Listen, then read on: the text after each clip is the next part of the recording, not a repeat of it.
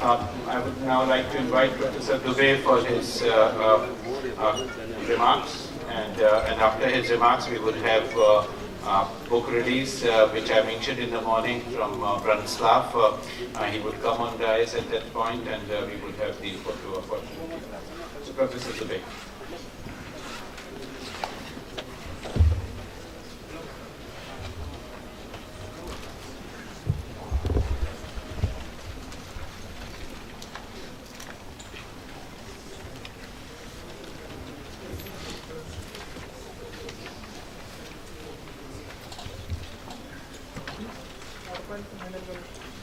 Dr. Sachin Chaturvedi, Professor Deepak Nair, and other distinguished scholars seated on the dais, and distinguished participants in this conference. I shall reverse the order as indicated by Sachin. I would first like to release the book, and then we can get down to the substantive discussion on the subject. So this book, which I am going to release, is by Dr. Branislav Gosovic, who was the acting director of the South Center for more than a decade, or who worked for the UN for the best part of his career, and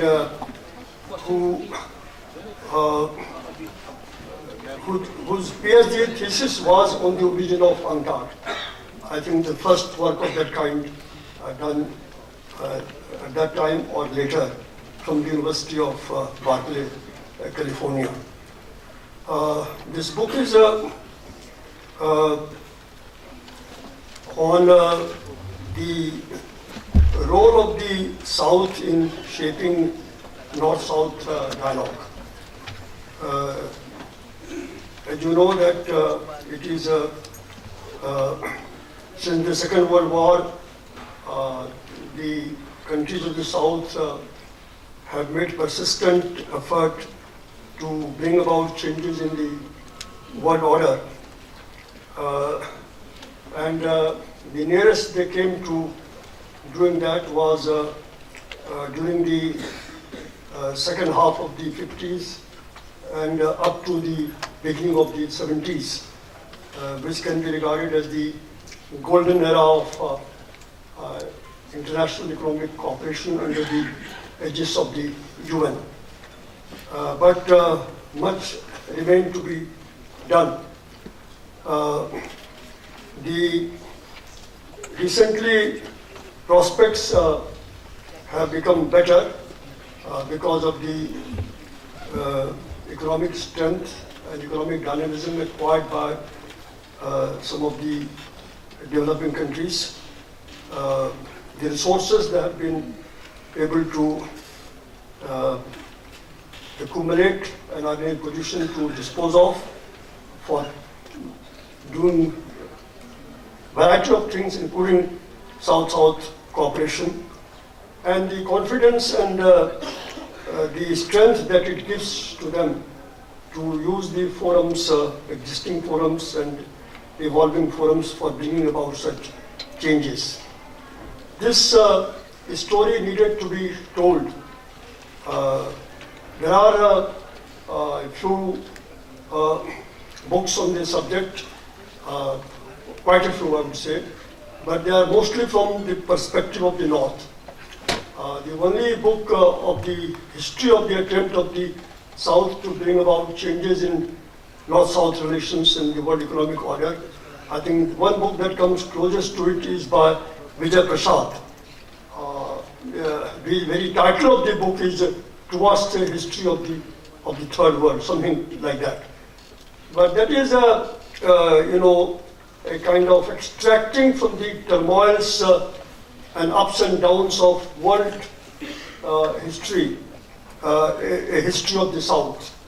It's a very brave effort, but it is not focused, succinct, or very clear-cut, if I may point that out. And Dr. Branislav Gosovic has precisely tried to attempt that. He has traced the history of North-South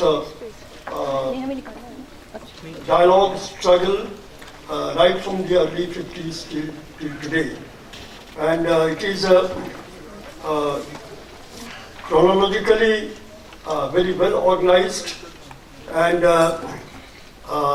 it traces the evolution of ideas in a linear fashion rather than going to and fro. I think this slim volume is of extreme value to those who are interested in pursuing this subject. He is optimistic on what the South can do in future in pursuing this objective. And with these words, I would like to release this book.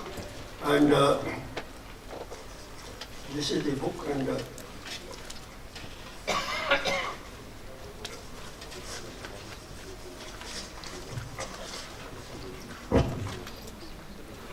this is the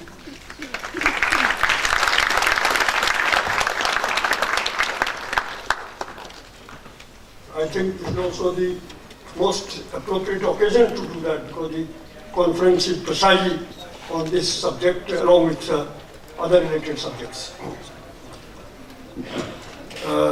Marislav, would you like to come?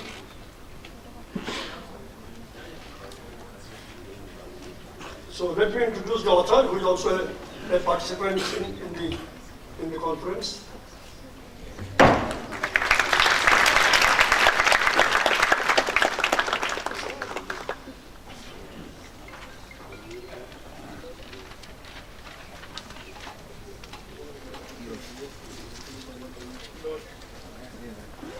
Now, having completed this formality, I think we can start the serious business of the session. And according to the directives given by the organizers of this conference, I am entitled to make a remark for 4 to 5 minutes. And I am going to exercise that entitlement to the best extent possible.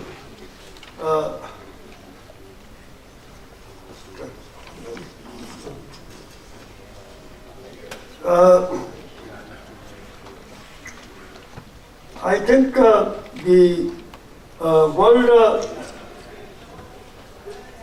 economic order since the Second World War has been of a binary character. That is, this is an order basically defined by relations between North and North and North and South. South-South economic relations or cooperation has played a very peripheral role in that. Of course, there have been South-South cooperation mainly through the format of bilateral trade throughout this period. But the trade was far below its potential. And there was no conscious effort made through multilateral cooperation to enhance it, to accelerate it, to add new dimensions to it, and put it in an organized fashion. Attempts were made, there were a few exceptions, and one of the most remarkable ones was that in Latin America, led by Dr. Pebish. He took autonomous initiative using his position there to bring the Latin American economies together in a comprehensive sense of the term, and overcome the obstacles that had been imposed in this to make this endeavor effective by the prevailing rules of the game and the norms and the laws. He succeeded to some extent, but he brought forward this task to the UNCTAD after he became the Secretary General of UNCTAD. And one of the initiatives that he took in the very beginning of his stewardship of UNCTAD was this expert group on regional economic cooperation and integration that he set up. Unfortunately, this group did not prove as productive and as kind of potent a determinant of future development as some of the other major groups that he had set up. And I have in particular in mind the group on monetary cooperation, which led to the idea of this supplementary drawing rights. The link between this and development finance, there's all originated from there. And many other groups that he set up. And the reason for this was the the influence and the domination exercised by the North and their persistent effort not to allow any significant changes in the world order. I would not use the word sabotage this effort. I would not have liked to use it, but it amounted to that. And that continues, that history continues till very recently. One can really trace that, but there is no time for that on this occasion. Now the other thing, and it is a measure of the foresight of Dr. Prebish that one of the principal divisions set up in the UNCTAD Secretariat was that on economic cooperation among developing countries. And that division functioned for a long time. That was the only UN institution where a conscious effort at the international level was made to promote South-South economic cooperation. A few months later, an attempt was made to promote such cooperation in the technical cooperation field, and that came to be known as TCDC. And I was personally involved in that. A unit was set up in the UNDP headquarters, or it still exists, I presume. And in the World Conference that was held on TCDC in Buenos Aires, I was asked to prepare a paper on institutional changes for promoting this cooperation. And the main suggestion that I made in my paper was that so far as meeting bulk of the needs of the developing countries in the technical assistance field is concerned, mind it, not in the financial field, in the technical assistance field is concerned, it can be met mostly from resources from other developing countries. And I try to demonstrate through the experience of the UNDP as to what was being procured, what was being obtained, what proportion from the north, what proportion from the south, and how easily this could be switched over completely to be resourced from the south. It is significant for you to know that that document was not allowed even to be issued as a conference document.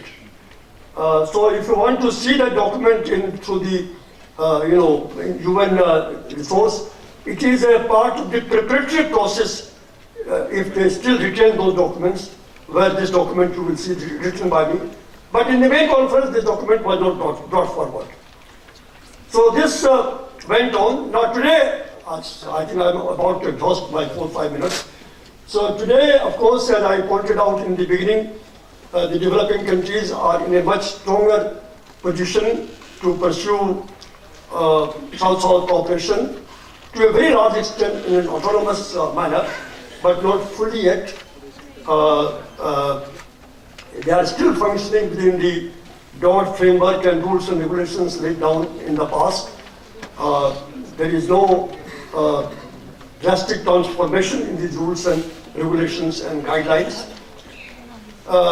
Because of the economic strength that they have acquired since the 90s, and mainly from the beginning of this century, they have much larger resources, vast resources. I mean, just to give you one example, you all are aware, I mean, the foreign exchange reserve of China alone at the end of 2014 was $3.9 trillion. And that of Brazil and India were above $300 billion. Now this is just one measure, an indication of what they can do through cooperation among themselves. And this is reflected on the ground in outward flow of capital from these countries, particularly China, and in the engagements in a variety of areas that they are taking. Now the issue today, and this is my concluding remark, is that to what extent this cooperation is different from that was carried out within the North-South paradigm. I think that there are one or two points where it is clearly different. Anybody can see that. And one of them, that these countries do not attach political conditionalities. No conditionality of what kind of government you have, whether you are pursuing,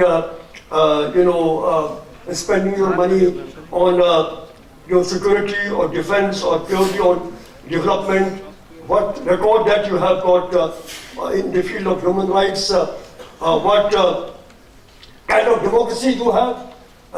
These are not being laid down as conditionalities by any of the major countries of the South engaging in North-South cooperation.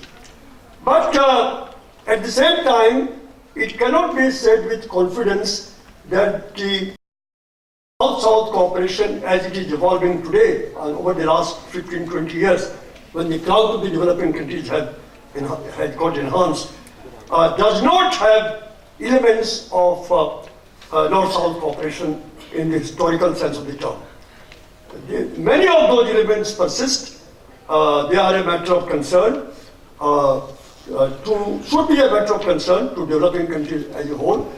They affect the interest of the recipient countries, and there is even increasing evidence of resentment against this building up, which is not a good thing to do.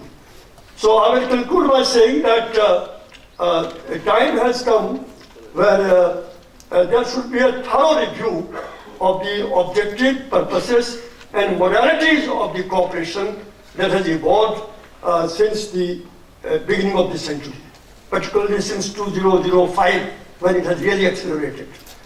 And on that basis, a conscious attempt should be made to evolve guidelines, principles, and methods which eliminate the kind of concern which I referred to just a moment ago.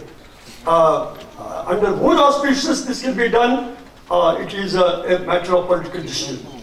But I would say that it will have better chance of striking the right note if it is done under the auspices of developing countries themselves, rather than in a forum where they are unduly under the influence of the existing paradigm. And so an institution like G77, a non-aligned movement, and if we come down to even BRICS, BRICS could be the right place to start, and then move on to the G77 and the non-aligned, and later on to give it a legal basis, it can be pushed to the UN as one of the instruments adopted by the UN. It would not have sanctions, as no resolution of UN is backed by sanction, except those adopted under Chapter 7 of the UN Charter. It will have a moral force, and the main method of implementation would be the very well-known method of reporting, review, and accountability that governments have to prove and exercise through this method. So I will conclude here, and if I have taken a little more time, I would apologize for that to the organizers. Thank you.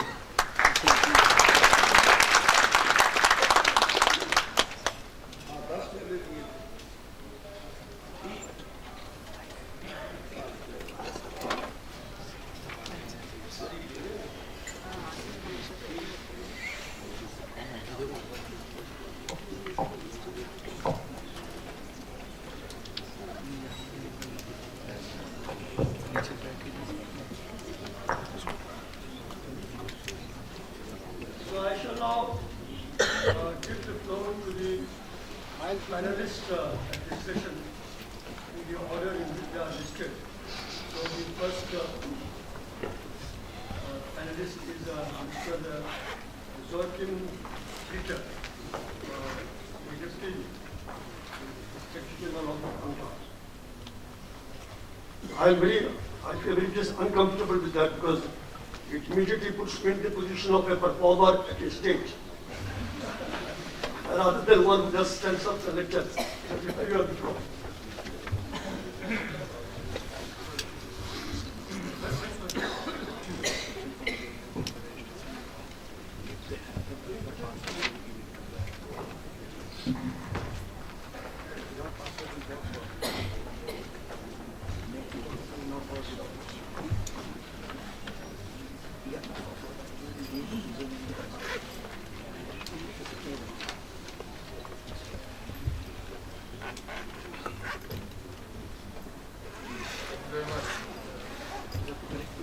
Thank you very much.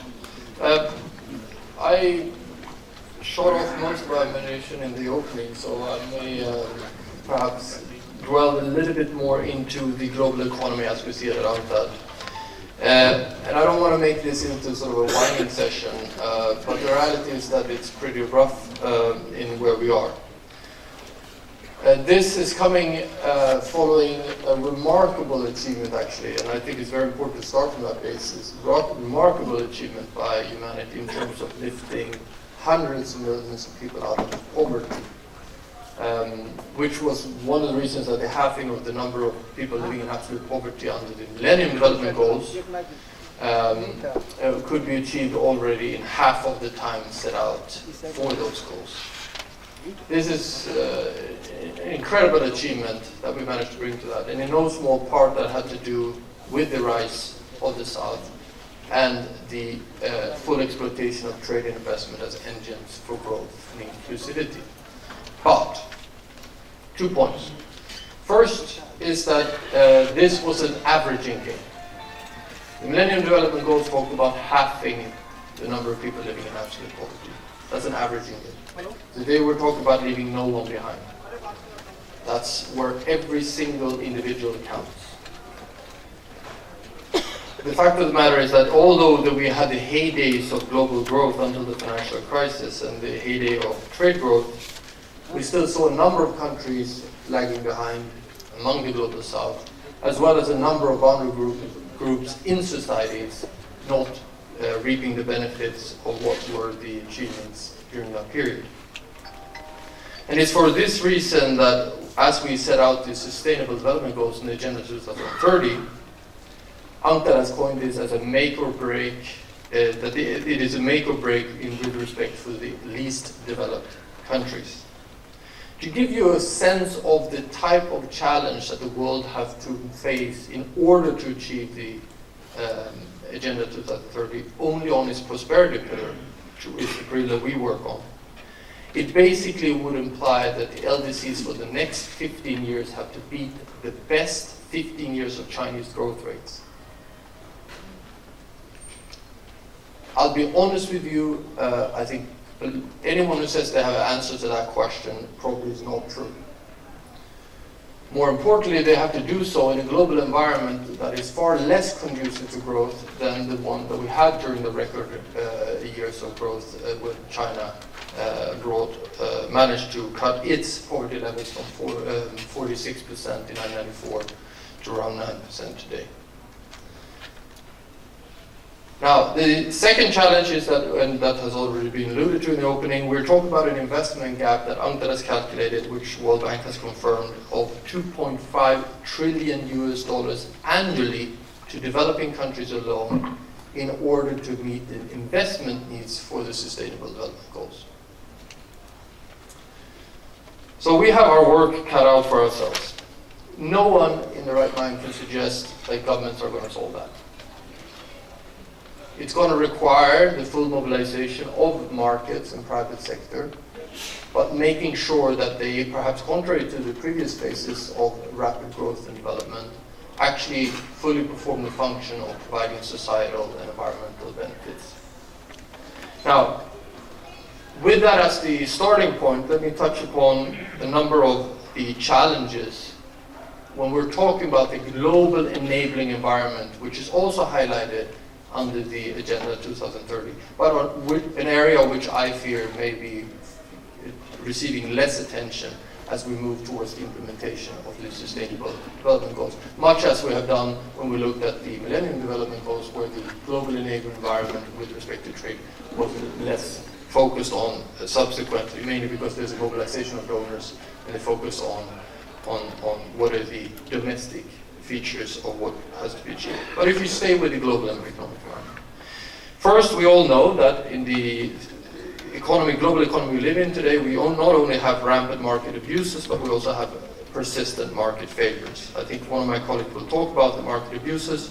Just to mention, illicit financial flows, for example, market failures, cartels, market consolidation, abuse of dominant position, as well as fraudulent behavior towards consumers. And consumers ultimately are the people that we are supposed to cater for in the economic system we live in. And the fact that these are cross-border flows that many times drive the very rapid increase, for example, in illicit trade, means that it requires international and South-South cooperation to address the challenge. Another very, very big challenge, which both UNCTAD and ILO is grappling with and trying to find the right global economic policies for, it is, of course, the employment crisis. We're talking about today 60 million people less employed than we had prior to the financial crisis. And since then, until 2019, we're talking about another 260 million people entering the labor market. So employment growth is a major, major challenge across the globe. We need to have an answer for both more and better jobs. What I also alluded to in terms of the challenges with respect to LDCs is that the engines that we had heavily relied on, meaning trade and investment, are really not that impressive currently. We're facing, if we continue on the current trajectory of the last 5.5 years for this decade, we will have the slowest recorded or estimated trade growth since the Second World War in this decade. And much of the argument about poverty reduction and the economic pillar relies heavily on making sure that trade delivers its part. But clearly, under the current circumstances, it's not going to do that. Linked to that, of course, the commodity bust, although, to be honest, during the best days of increased commodity prices, we saw a number of commodity exporting countries not reducing their poverty levels. So while they were making more money than ever, actually in terms of inclusivity, they underperformed. Finally, we have, which UNCTAD has highlighted for many, many, many years, if not decades, the volatility of the capital flows, the boom-bust cycle, and the fact that in a global financial system, in practice, even the largest nations are very small. And what they have built up in terms of productive structures based on a reasonable price structure domestically can be completely perverted by a rapid inflow or outflow of capital flows, which distort the domestic price mechanism, and therefore the basis upon which you have a functioning market domestically. Linked to that, very rapid increase in private debt levels, not least in developing countries, both on household side, but even more so on corporate side, which we all know in the end governments tend to take over that as sovereign debt. And we are worried in the case of UNCTAD for a looming new debt crisis. There are no easy answers to this, but let me highlight a number of things that we have to, I think, try to address as part of a new paradigm of addressing the global enabling environment as we look forward, and then looking also in terms of forecasting on additional challenges. First, we have to figure out and relate to the fact that we have changed the way we trade with each other. I've already mentioned that the traditional export-oriented policies are unlikely to work in a global situation of suppressed demand.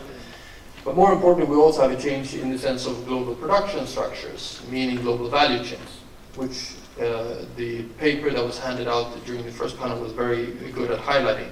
And the Global South, parts of it has been very successful in entering into global value chains. but many parts are not part yet of global or even regional value chains. And we have to have answers to how to integrate them into this, which is one of the fastest growing segments of an otherwise sluggish trade growth. This is one area. Entering into global value chains is one thing. Climbing them is a completely different ballgame. And again, there's a need for much more attention to the science, technology, innovation policies so as to allow developing countries to climb into global value chains. Linked to that is the issue of trade costs. In a chain, no one can afford to be the weakest link. We have initiatives on trade facilitations, custom optimization, business climate, which will be important in order to ensure that trade costs are not forcing countries to be delinked from the global and regional value chains. Second challenge we have to face and address and find methods of trying to incorporate in our solutions is that we're changing the way we produce. And here, of course, I'm referring to what was discussed at the last World Economic Forum in Davos, which is the fourth industrial revolution. We have other aspects of it, big data, sharing economy, but let me just focus on this, and particularly the issue of robotics, which has the potential, or rather the risk, in case of the Global South, of reducing the benefit of relatively lower cost of production. And of course, that was much of the basis upon which you have a distribution of specialization in the current trading system as we see it, which have then provided all these benefits. In many estimates, robotics may very well change how we see geography as a determinant of where you produce. The third thing in terms of forecast and solutions we need to have an answer to when it comes to the global economic environment is that we are seeing a change in the way we cooperate. This was alluded to in the previous panel as well, where we see a growing use of networks. Someone referred to them, I refer to them as plurilaterals or coalitions of the willing. Now, you may have differences of view. UNCTAD does not officially have a strong position on the plurilaterals because our members have the right to pursue whatever they want. But we do notice that these plurilaterals can be very exclusionary and add cost to the non-participants. And that aspect we are monitoring, and we're advising members on how to handle it. More importantly, many of these plurilaterals are now entering into regulatory issues. So it's not only market access, market opening, but actually a regulatory convergence. That may be determining market behavior over time. For non-participants, not being part of establishing the regulations of what guides the global economy and global trade, the price is quite high. And perhaps I don't need to add that, of course, Africa, for example, is not part of any of these plurilaterals. The fourth area that we need to take into account is that we are seeing changes and divergence in the way that we react to the crisis and the continued prolonged crisis that we're still facing. We're still stuck with headaches of the financial crisis in 2007. I think the Global South needs to be really worried about growing tendencies of nationalism, chauvinism, bigotry, and other things in the Global North. This may pose big questions on whether the current level of openness, which the Global South is profiting from, is still to be taken for granted in the future. It may require the Global South to increase pressure on those Western countries that are playing with ideas of protectionism, closing their economy, dividing up populations depending on their nationality, their religious beliefs, and the like. This has the potential of having huge economic implications if a major part of the global economy opts for far more nationalistic and chauvinistic economic policies. So these were the things I wanted to highlight as a sort of an introduction and to supplement what I said in this morning. And thank you very much for your attention.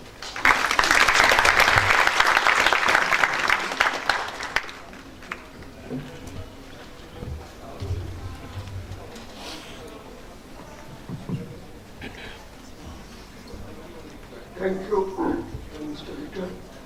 And now I have the honor of giving the floor to Professor Thomas Poggi, who is a registered professor of philosophy and international affairs with chairing a number of universities and also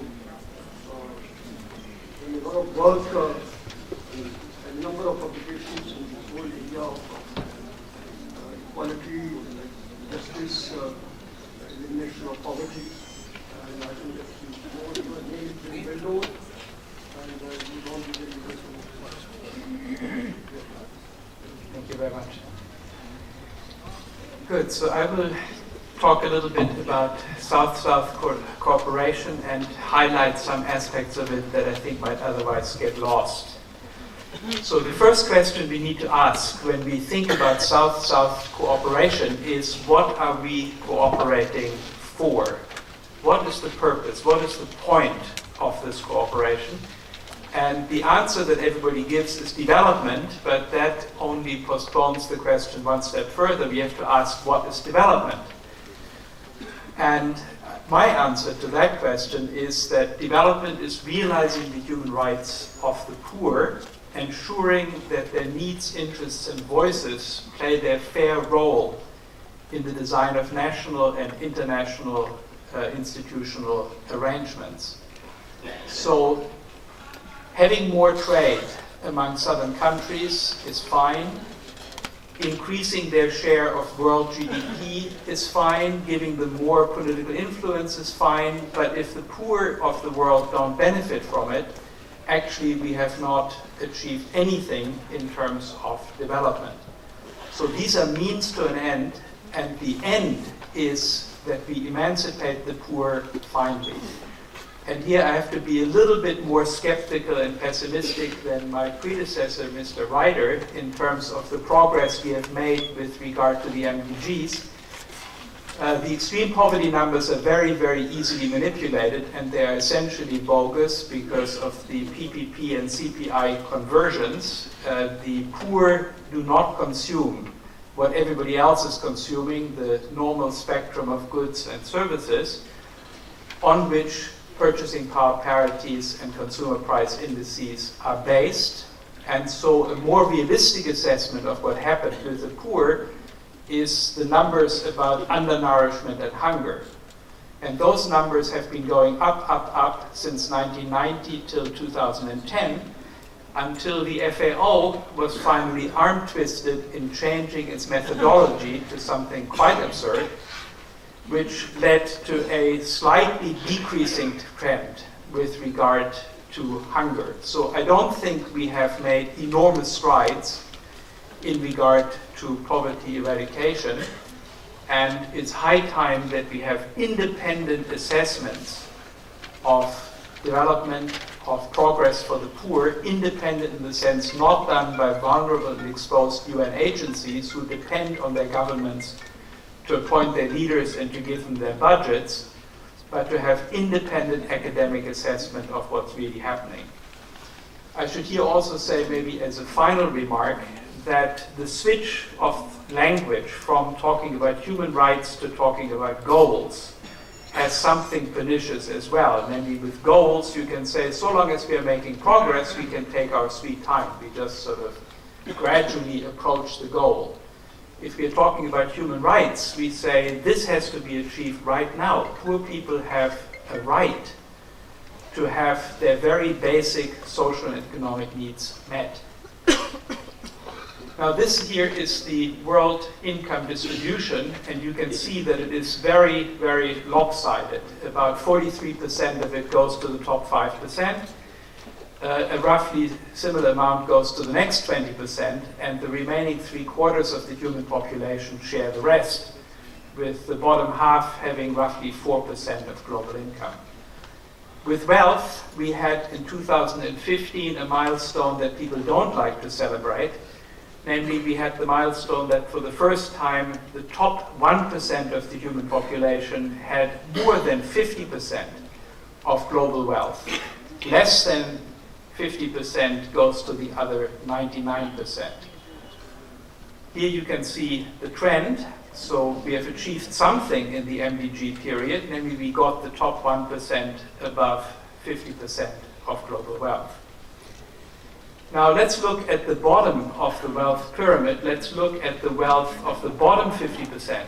of the human population, and we find that their wealth is about 0.6% of all privately held wealth. And when you ask yourself, how many people does it take from the top of the global wealth hierarchy to match the wealth of the bottom 50%, you find that the answer is it takes 0.000008% of humanity, namely 62 people, 62 billionaires, have as much wealth as the bottom 50% of the human population. So inequality is a very massive problem, and it's getting worse. It's getting worse globally, as you see here, and it's also getting worse in many countries. Now, global inequality is significant in two ways. It's significant in a very trivial way, mathematically, namely the more unequally the global product gets distributed, the less is there for the poor. So we can solve the problem of inequality, of poverty, in two ways. We can rely on growth, growth, growth, and hope that a little bit trickles down to the poor, or we can try to reverse the trend towards greater and greater inequality, and thereby increase the relative share of the poor in global income and global wealth. And that would be a much faster and much more efficient way, more in accordance with human rights, of trying to solve the problem of remaining poverty and deprivations. So that's the mathematical connection, but there's also a political connection, because wealth and income can easily be transformed into political power. And the ground rules of the world economy and the ground rules of many countries are very heavily determined by contestation. People have different interests with regard to those rules. And here, wealth and income are very important means through which you can influence political rules. And so one thing that I think has happened in the last 25 years, in these years post-Cold War globalization, is that very quickly a very deep and influential global architecture of rules, procedures, regulations has developed. And that has been very heavily influenced in the first instance by the more powerful states, but of course secondarily by those who can influence the most powerful states. So rich individuals, banks, hedge funds, and so forth have managed to influence the rules at the global level, and also, of course, the rules in their own states to their own advantage, thereby increasing further their share of wealth and income, and also, therefore, their influence on national and global rule-making. Now, these global rules are, in a way, easier to influence, paradoxically, than rules at the national level. At the national level, you have this ugly thing, democracy, to contend with. You have the majority that can vote. But at the global level, rules are made behind closed doors with very little democracy, very little transparency. You often learn about what rules have been negotiated only after the agreement has been struck.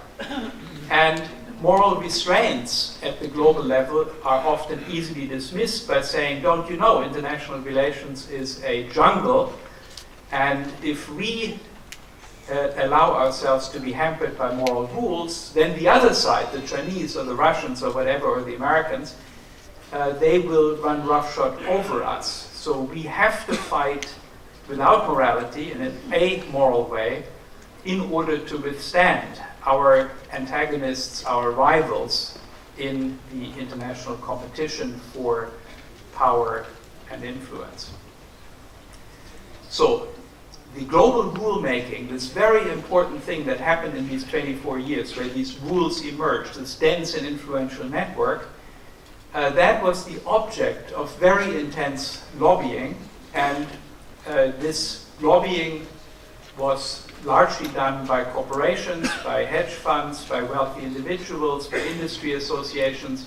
They all got into it, and they used as their vehicle the more powerful states. And of course, the important state in this context is the United States of America, for two reasons. One reason is it is still the strongest negotiator in international negotiations. It is still the most powerful country. And secondly, it is also the country that is most equally bought and sold. So we have now got an election going on in the United States, and it's a sight to behold. It's really quite amazing. You should follow that to see how much money flows into this. The Supreme Court of the United States, in its wisdom, has declared that giving money to politicians is free speech and protected by the First Amendment. And so enormous amounts of money are flowing into these campaigns, in particular Hillary Clinton's campaign. She's giving speeches for between $225,000 and $600,000 a pop, and she's getting enormous amounts of money into her super PAC, much of it from Wall Street, financial organizations, and so on. So what we need to do, if we are interested in development, if we are interested in defending the interests of the poor, we have to understand how these global rules are shaped, who has an influence on shaping them, and we have to try to resist this rule shaping. I give you just two little tiny bits of evidence just to show how strong a force this lobbying is. This, by the way, doubles up as investment advice for those of you who have money to invest.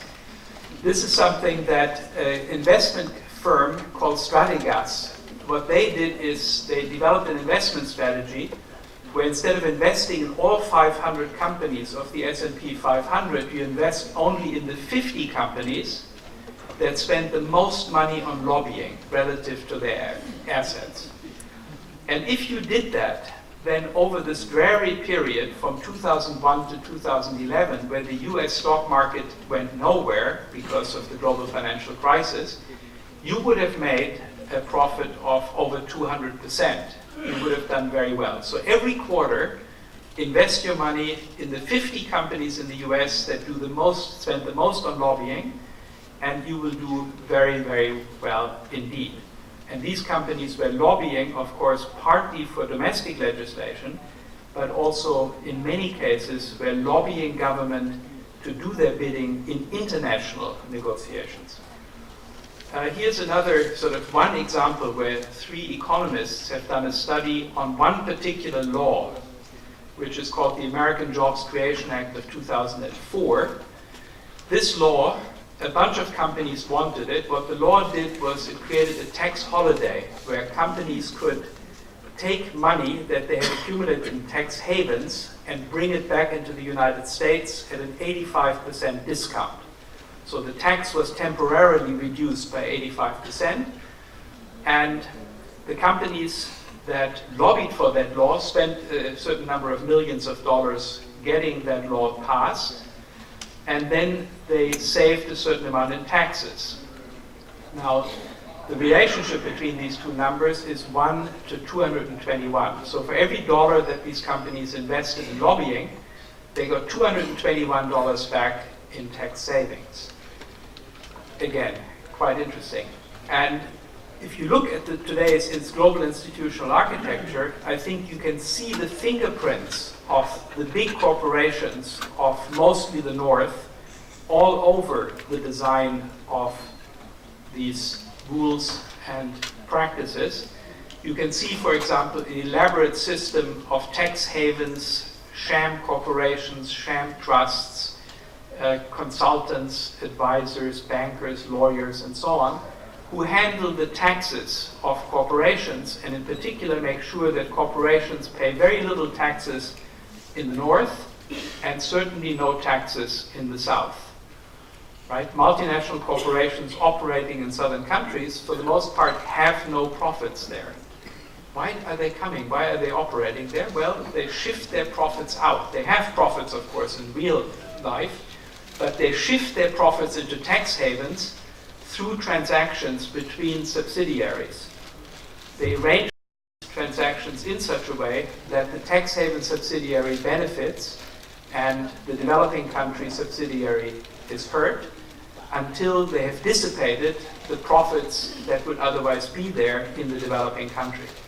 So these profits disappear, no taxes are being paid because in the tax haven you don't have to pay taxes, And then when you want to use the money and get it back into the United States, for example, you lobby Congress for a tax holiday so that you don't have to pay taxes at that point either. The other things are familiar.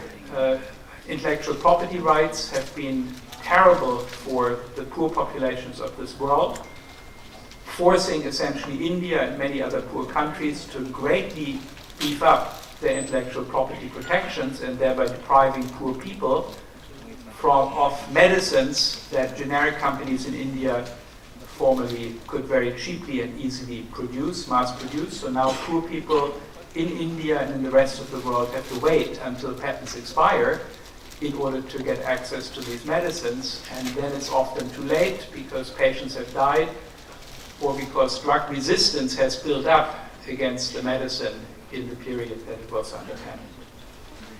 I leave you with one last picture to give you a little bit more empirical evidence for how important globalization has been as an increaser of inequality in the world. What you see here is the US income distribution, and only the top of it, only the top 10% of it. And you can see that inequality in the United States was falling very steadily from the late 20s until the late 70s. Then we had the Reagan-Thatcher revolution, and shortly thereafter globalization began. And that was a period of rapidly increasing inequality. So the US is here in building this new global institutional infrastructure, not really representing the interests of US citizens. It's representing the interests of a very tiny minority. It's not even 1%, it's 0.01% of the US population. Namely those people who are the massive investors in multinational corporations, big banks, and so forth. They very dramatically increased their share of US income and wealth, as well as of global income and wealth, and have assumed a very influential role in designing and applying this network of global institutional arrangements. If we don't analyze that, and that's why I love this initiative by Sachin Chaturvedi to bring the think tanks of the South together. We have to think this through. We have to understand that if we want to fight it.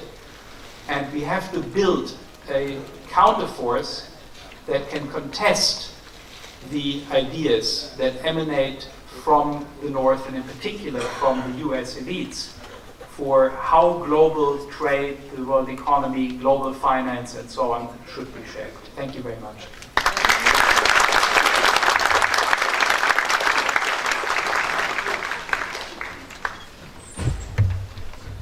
Thank you, sir. Now, the last speaker, the panelist, Professor Deepak Kaya, whom most of you know, he is an emeritus professor in Jawaharlal University, where he taught for more than a quarter of a century. He was recently professor in the New School of Social Research. He also was a high-level functionary at the Government of India, economic advisor. He is a prolific author. The last book is on catching up, published by the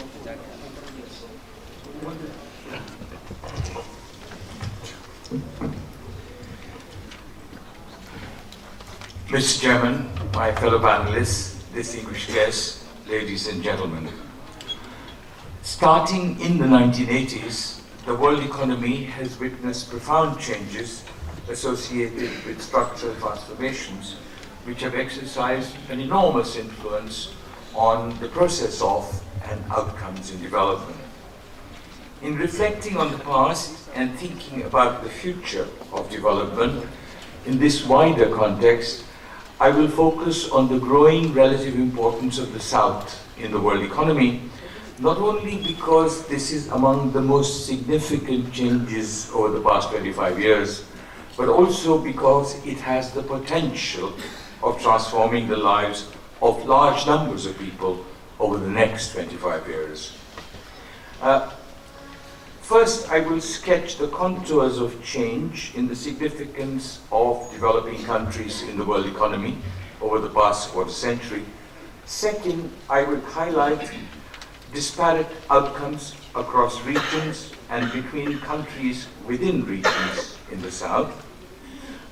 Third, I will consider the lessons that emerge from the development experience of countries that have led this process. And fourth, I will share some reflections on, essentially two propositions, on the potential for and the possibilities of development futures in countries that are followers or latecomers in the process, where what development does for the well-being of people will be central, to underline the point that Thomas Fouquet made. Last but not least, I hope to highlight the possibilities of and potential for South-South cooperation in this changing world. The past 2.5 decades have witnessed some catching up by the South in the world economy. Between 1990 and 2014, Asia, excluding Japan, Africa and Latin America, including the Caribbean, increased their share in world GDP in current prices at market exchange rates, not in PPP terms, from 17% to 40%, by 23 percentage points, entirely at the expense of industrialized countries, the North, attributable essentially to much faster growth in the aggregate. During the same period, 1990-2014, their GDP growth rate at more than 5% per annum, GDP per capita growth rate the GDP growth rate was 5% per annum, roughly twice that in the industrialized countries and 4 times that in the transition economies.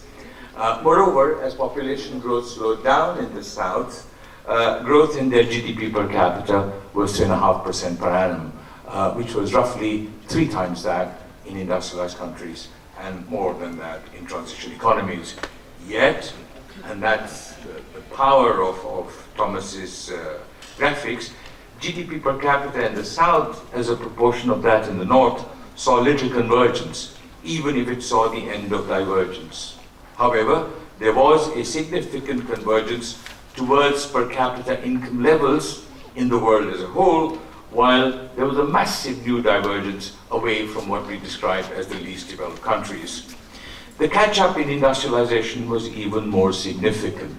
There was a dramatic transformation between 1990 and 2014. The share of the South in world manufacturing value added in current prices, as well as in world exports of manufactured goods, rose from 18% to 45%. The engagement of developing countries with the world economy through trade, investment, and migration also gathered momentum almost at the same pace.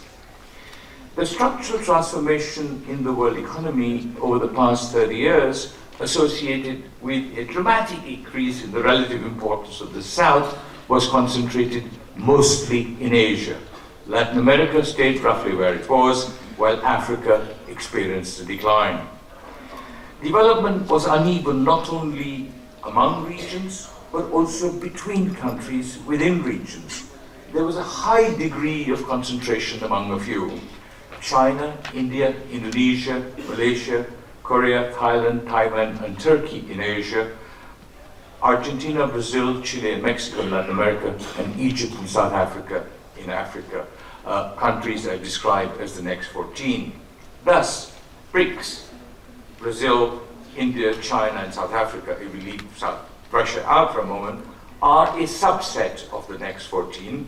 At the other end of the spectrum, there were the least developed countries, as many as 48, that fell behind rapidly. Indeed, disparate outcomes in development across geographical space are striking, whether we consider regions or country groups in the developing world. Among regions, Asia led the process throughout 3 decades. Latin America fared badly during the 1980s, its lost decade, to recover thereafter, but stayed roughly where it was. While Africa did poorly in the 1980s and 1990s, its lost decades, and witnessed some retrogression despite recovery in the 2000s. Now, this is clearly reflected in their respective shares of GDP, industrial production, and merchandise trade in the world economy. In country groups, the next 14 are the analog of Asia and led the process throughout the 3 decades, although there were differences among them. The BRICS were an important and leading subset in the next 14. The LDCs, even more than Africa, experienced a significant retrogression and fell behind rapidly.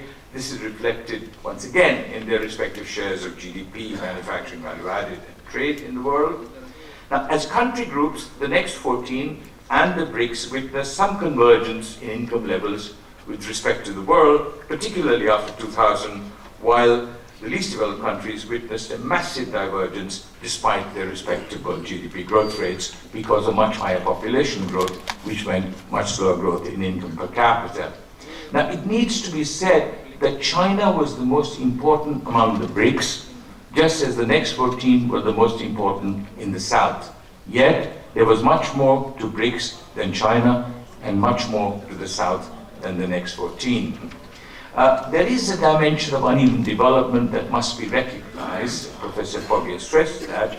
The catch-up process is characterized by emerging divergences in the world economy.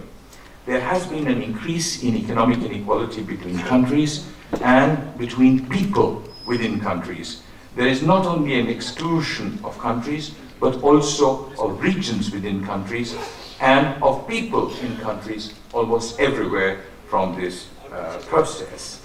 Now, the industrialization and development experience of the next 14 suggests that there were differences in size, in settings, in drivers, in emphases, in the nature of transitions in these economies. Some were small, some were medium-sized, some were large, some were resource-rich, others were resource-poor, some were land-abundant, others were land-scarce, some relied on primary commodities, natural resources as a base for their manufacturing, some relied on cheap labor. There was enormous diversity among them.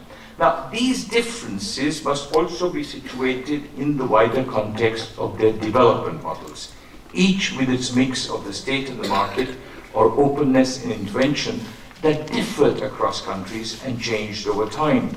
And there are possible clusters in terms of development models which range from a strong reliance on markets and openness, Argentina, Chile, Mexico, South Africa, Malaysia, Thailand, and Indonesia, through state support with moderated openness, Brazil, Egypt, and Turkey, or strategic intervention and calibrated openness, South Korea and Taiwan, to state intervention and controlled openness, China and India. The differences are more than nuances. Moderated openness was largely open economies with few restrictions in some spheres. Calibrated openness was asymmetries in openness by design, manifest in strategic trade policy that was open for the export sector and restrictive for other sectors, with limits on openness to foreign capital and tight curbs on foreign technology, not only in trade, but with respect to foreign investment and foreign technology. Now, such analytical clusters help us discern why some succeeded and others did not. And it is possible to identify three such factors: initial conditions, enabling institutions, and supportive governments. There were two specific aspects of initial conditions. The first was the existence of a physical infrastructure. The second was the spread of education in society.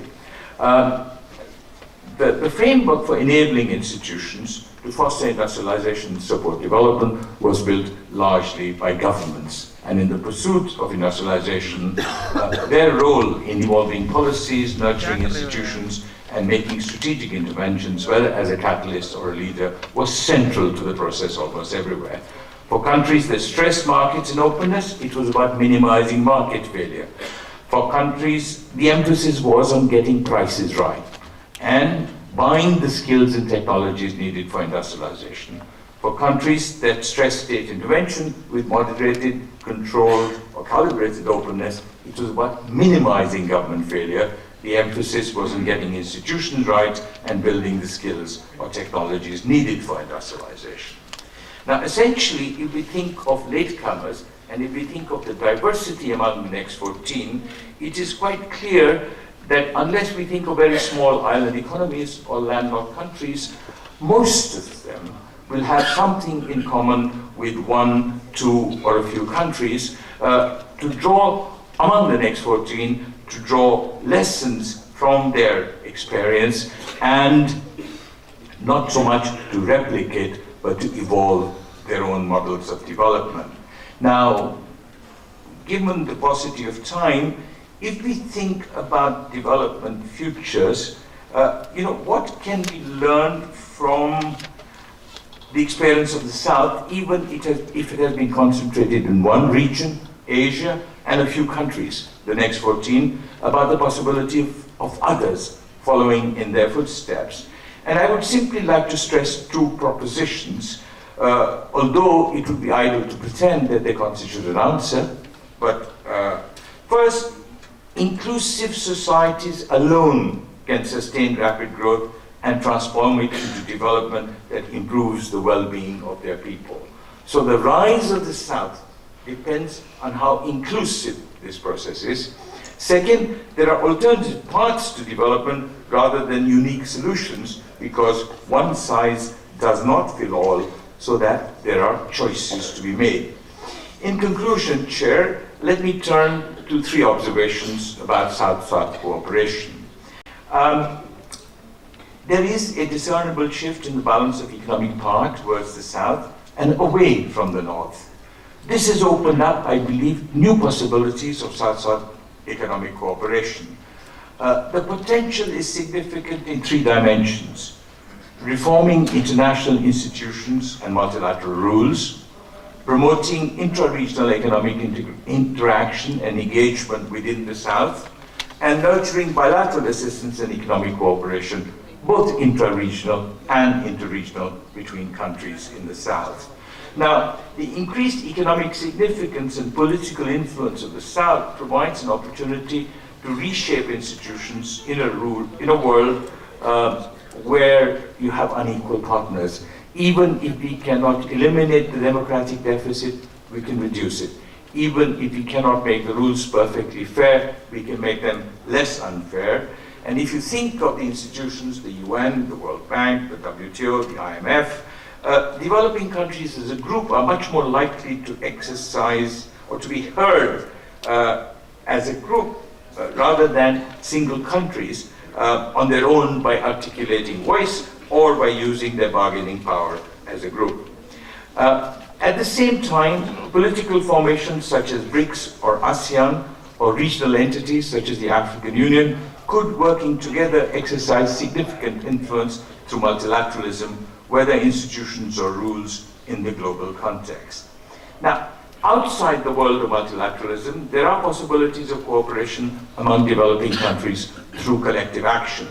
The institutional mechanisms might be interregional or intra-regional arrangements that pool markets and resources for development. Interregional formations could create competition for existing multilateral institutions, as the BRICS have done by establishing the new development bank. Intra-regional formations can also create new institutions such as the Asia Infrastructure and Investment Bank. Both are alternative sources of finance for development that constitute a departure and a beginning. More could follow. The institutional mechanisms for cooperation among countries in the South could also be bilateral. Some developing countries, better endowed with resources, more industrialized as economies, or at higher income levels, could provide economic or technical assistance to other developing countries. It will foster learning from each other in spheres where rich countries simply do not have the experience. But this would have to be different from the conventional donor-recipient relationships, and I'm afraid it is not that different yet. It will need a new architecture, if not a new paradigm, that is conducive to partnerships in development. Such cooperation, may I say, is neither automatic nor assured. There is a clear and present danger that countries that are leading the process of development in the South might choose to opt for a seat at the high table with the rich countries from the North instead of working for the common cause of the South. The real challenge then is to nurture economic cooperation and preserve political solidarity among countries despite differences in levels of development and despite growing income divergences in the South. Thank you.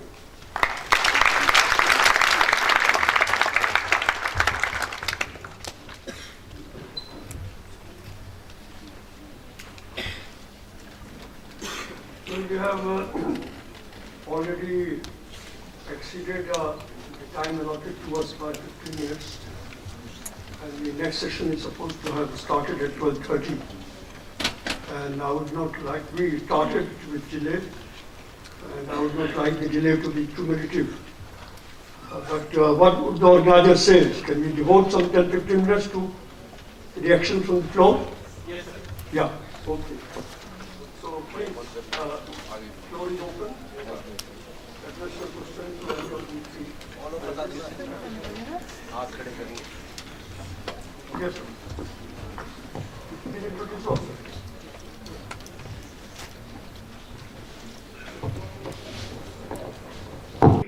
Under the WTO, and those are being exceeded. For example, the BRICS agreement, agriculture, sanitary agreement, and the like. Now, how do you advise us, the South, to respond to this challenge? Thank you.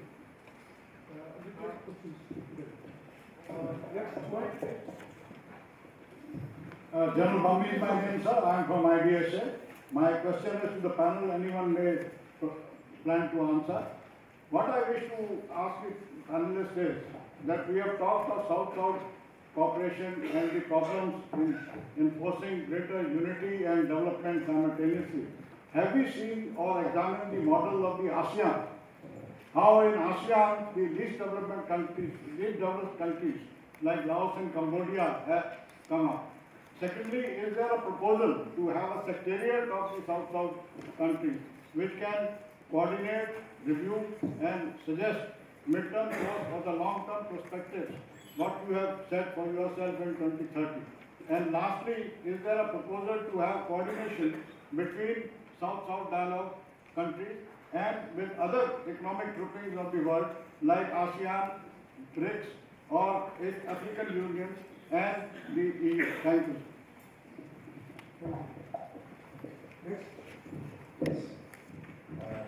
Thank you. I would like to ask the panelists, what is your opinion on the role of private sector on South-South cooperation, particularly considering the points that Professor Porgy mentioned on the danger or maybe as he warned us on the role of big firms, the lobbies and the business on this environment. Thank you. Good.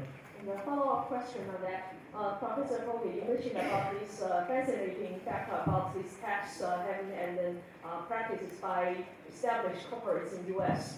But as the sovereign private sectors are emerging, and they are facing those global rules and institution arrangements that are not favorable to them, how do you, in your justice program, do you actually research into what type of actions should sovereign private sector take to advance their positioning in this global development from the sovereign perspective? And secondly, all of you talked about science and technology for development. But we're seeing the trend of the science development, particularly with the IT and the latest disruptive innovations, that these technology have been promoting those unicorns. Those technology have not been leading to more inclusive development, inclusive society. What do you advise for the southern countries and southern private sectors that they can utilize this innovation, science, and technology to build inclusive society? Thank you. Good.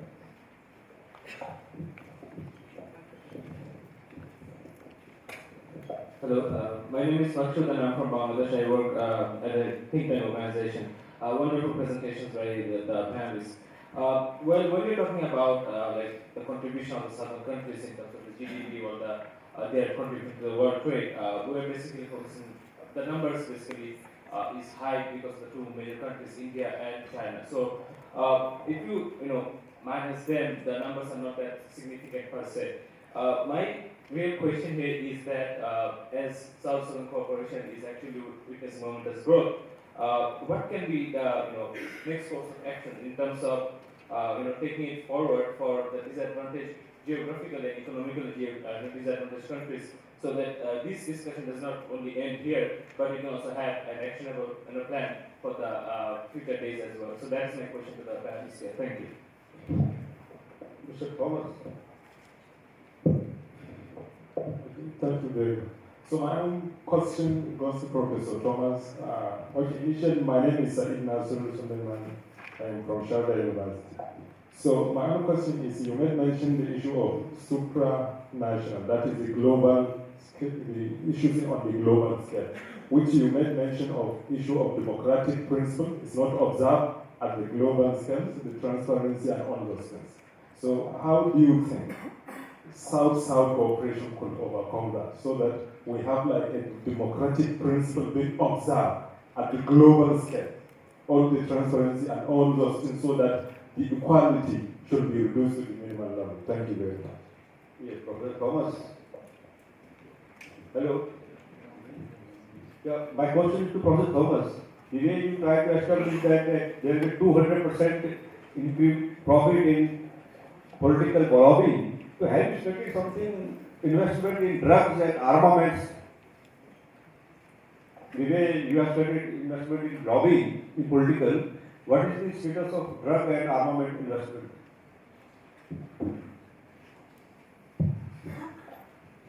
Excuse me, a brief question if I may. Inequality, global inequality in particular, seems to be a major concern of the panel, and especially for Professor Poggi.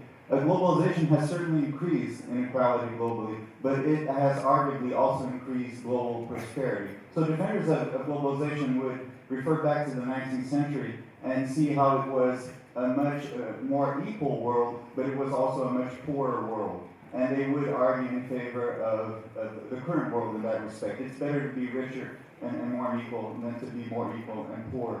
And so the argument would be, should we really be concerned about inequality on an absolute or relative scale, or should we just look at absolute poverty and see that most of the human race can have access to their most basic needs? Thank you. Good afternoon, sir. My name is Ranjeev, and my question is specially directed to Professor Thomas Poe. So, as you have mentioned, for the development, when you are defining development, the value of human rights for the poor. So, when you are mentioning in a developing country like ours, or if you check in African countries, it is very difficult for the voices of the poor, in the very lower section, to reach to the upper class, or for the political intervention, as you have said, which ignores the poor. So, what model would you specify that there's a decrease in the inequality, and where their voices are being heard, where they're being ignored in these countries like this? So that's when I feel that development can take place. So what advice would you give a model for that? Thank you.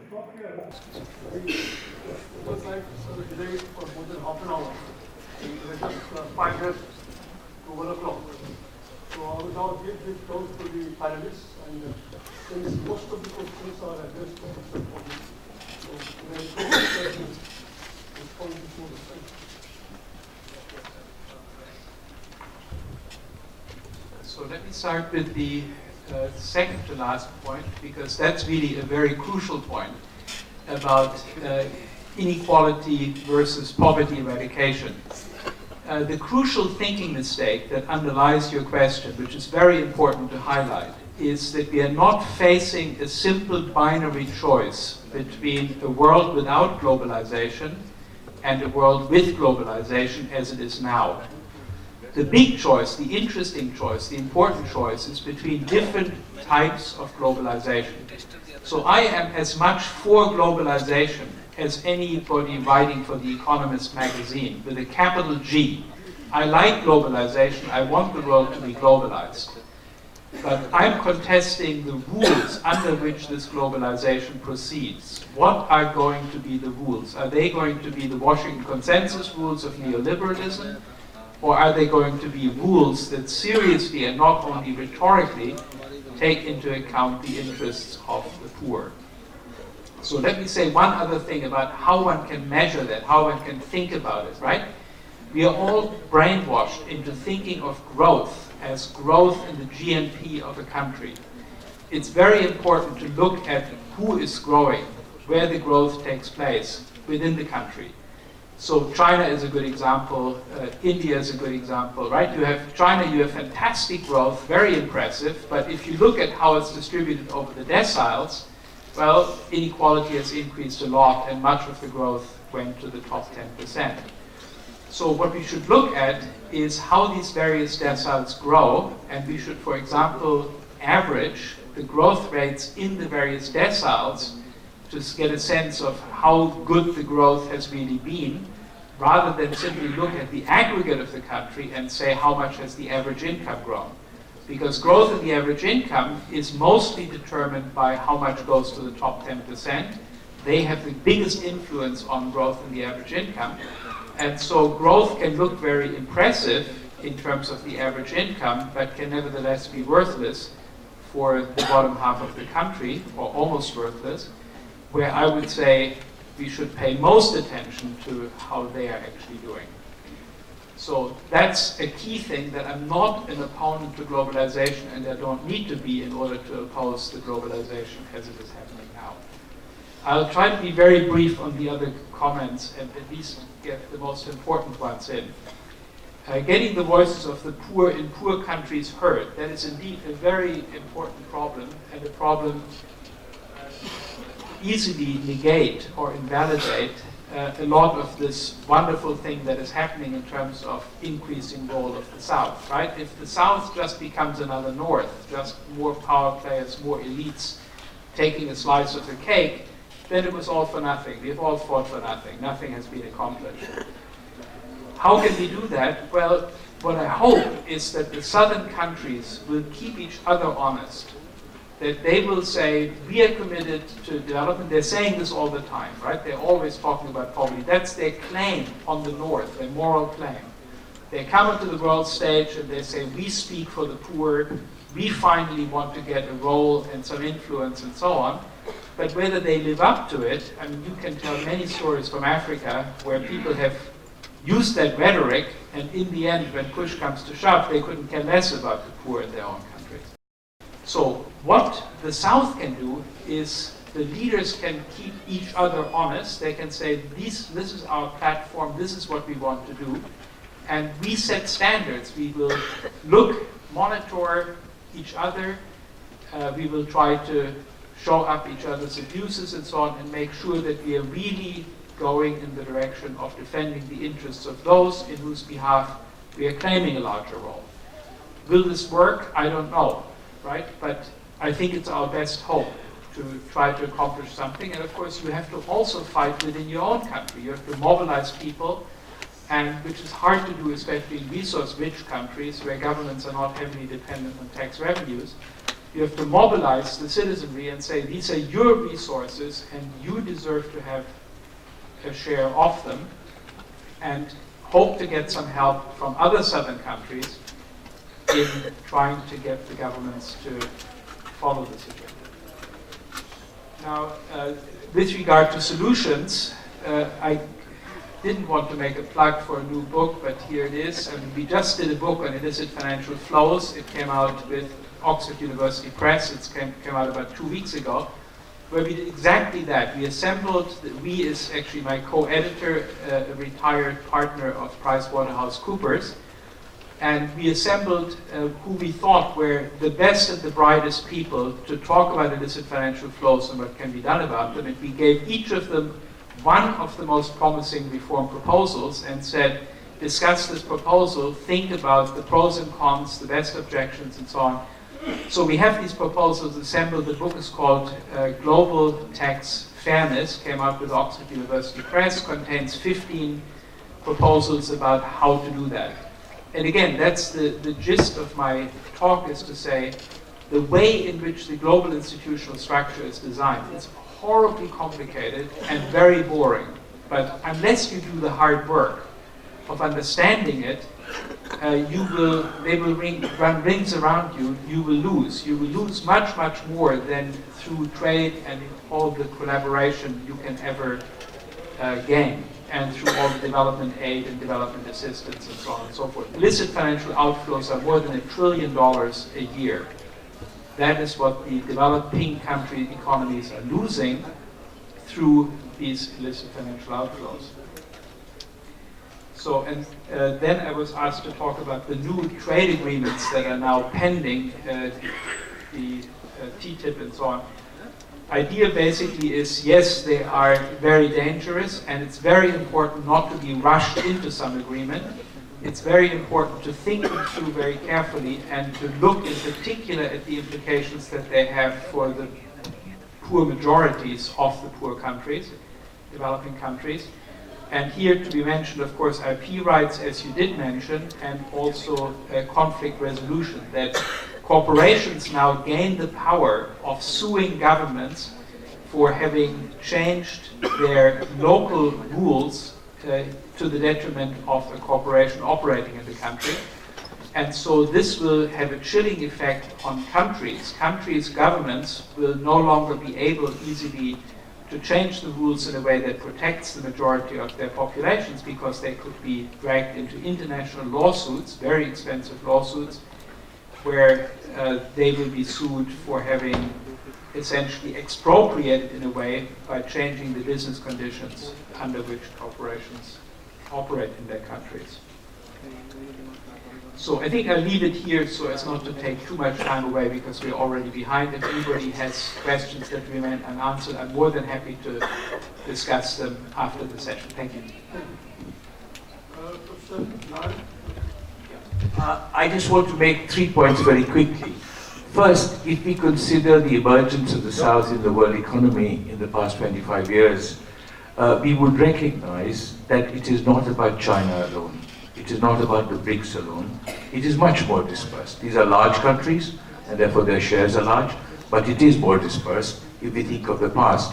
And if we think of the next 25 years, this process is certainly going to diversify. Whether it does or does not depends on something I'll come to in a moment. Second, in contemplating the future of South-South cooperation, I think, long years ago I wrote an essay in which I described the North-South dialogue as a dialogue of the deaf and South-South cooperation as a search of the blind, because the possibilities were very limited. Now, even now, the potential is enormous, but there are two things that are needed. A, we need to ensure that it does not replicate the old donor-recipient nature of relationships, and therefore it needs a new paradigm, a new architecture. And B, that we need to evolve institutional mechanisms that will facilitate the process. Now, someone asked about the private sector. The point is, the interests of the private sector from the north and from the south are much more likely to coincide with each other than with that of their respective peoples. So it might end up reinforcing some of those rules with better shares. Third, I think someone there mentioned about globalization and inequality. In the period of globalization in the late 19th century, say from 1870 to 1914, there was a massive increase in economic inequalities between countries and between people, which actually led in one way or another to an end of that phase of globalization. I think the point that I would like to stress is that the global inequalities between countries, between people that have been unleashed by markets and globalization, at one level may not be sustainable in a democratic politics, and they are certainly ethically unacceptable.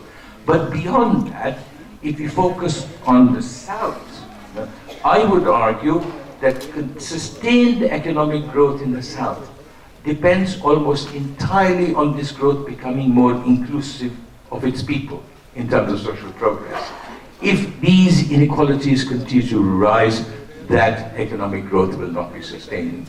And increasingly, that does seem to be a problem also in the industrialized, rich North, that these levels of inequalities growing at the pace they are make it very difficult to sustain growth in economics and to sustain stability in terms of politics in a democracy.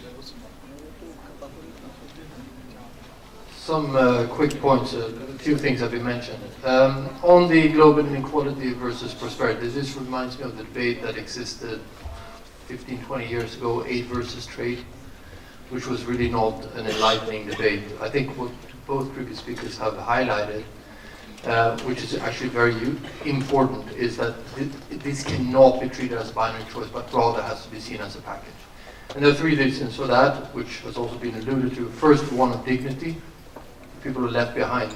That's undignifying for a society. Secondly, is that it's very politically unwise because of the instability it creates. And here, you have a discussion around that in the United States and in Europe. And in actual fact, both of these actors have inadequately recognized the political instability it creates between countries in North and South with this widening gap that we have seen as well. And that's hopefully by an increased focus on inequality, we can also bring the inequality globally to the fore, as opposed to just between individuals within a country, although very important. The third effect, which is one effect that UNCTAD and ILO has worked a lot on, is the fact that this type of globalization that we have been running, in other words, which fuels prosperity but inadequately addresses inequality, in actual fact increases it, has a huge effect on aggregate demand, which means it lowers the long-term growth prospects. So this is bad economics, actually. It's bad politics, it's bad from a social point of view, but it's actually bad economics as well. If you see, since what the professor from Yale referred to with the Washington Consensus, I mean, the kickstart of the globalization that we saw in the 80s, actually labor share of the total income has fallen as a percentage of the total income that you get. So this is very, very bad because, of course, it reduces their capacity to purchase the things they need, but more importantly, as an aggregate effect, it actually reduces a key engine for our economies. There's a limit to how much you can structurally reform yourself to increase efficiency if you can't sell stuff, to put it very bluntly. And that's basically where we're facing now, and I think this debate is very useful to highlight that you need to pursue the prosperity track, but with full attention to, which has not happened in the past, to the inequalities both nationally, regionally, and globally. On the Link ASEAN model, because that wasn't touched, let me highlight that yes, we do work with regions. We are, for example, servicing the Continental Free Trade Agreement with Africa, helping them try to ensure that they manage the regional integration process. We do that with a number of regional integration initiatives around the world. And there is a link with what is happening in terms of the plurilaterals, for which we, of course, have no influence on whether they will be opted or not in terms of TTIP and TPP. Regional integration among southern regions and between southern regions is an important part of trying to counterbalance some of the negative effects that will come for the non-participants of TTIP and TPP. Point on the private sector, if I may. I'm really worried that Agenda 2030, the focus, the importance of the private sector has been recognized by all governments in the UN, will lead to an excessive focus on individual actors of the private sector. In other words, inviting them even more to the table in terms of rent-seeking activities. What we at UNCTAD have argued is that in order to relate to the private sector, you have to really start focusing on how you want to make sure, how do you want to run your markets, properly regulate the market so the market outcomes fulfill societal and environmental objectives. So, to give you a concrete example, PPPs, a number of countries cannot afford to build roads and bridges and whatever with railway systems, so they will enter into public-private partnerships. We know that that may very well end up with the government and having a lot of crony debt on its books. So what we have advised governments is to be very careful about these things, have the right regulations in place, and try to ensure that they build the necessary consumer protection and competition policy so as to contain rent-seeking activities and perversions and abuse of market power. And that is also, to some extent, the answer to the SDI. You refer to ICT for development. We work a lot on ICT. We are the host in the UN for technology, science and technology for development. We have major activities on ICT. The amount of demand from developing countries to help them build ICT infrastructure, create the right regulatory environment for leapfrogging ICT is enormous. Again, one of the concerns is that by doing so, they're creating either a foreign-imposed champion or their own national champions, therefore stifling all the entrepreneurs that otherwise would be able to benefit from this technology. So in the case of ICT, we see a huge demand. Again, countries need to collaborate more to address market abuses as well as market failures, and you will see a number of these market abuses, particularly in the forefront of technology. where the first mover advantage is enormous, Google, Facebook, and therefore governments need to have a very clear plan, unrelated to their relationship with the individual companies, but actually from the point of view, what markets do we want in order to make sure that they serve people, as opposed to serving individual private sector interests. Well, since we have far exceeded our time limit, I would eschew the temptation of saying anything myself and bring this session to a close. Thank you.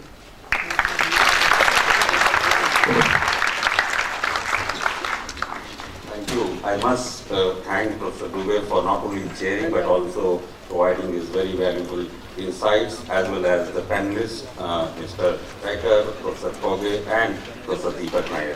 Thank you once again, and let us give a big hand of applause to this session. The session comes to an end. We move towards a luncheon roundtable in Silver Oak and Jacaranda. Lunch is served in both the venues. Please.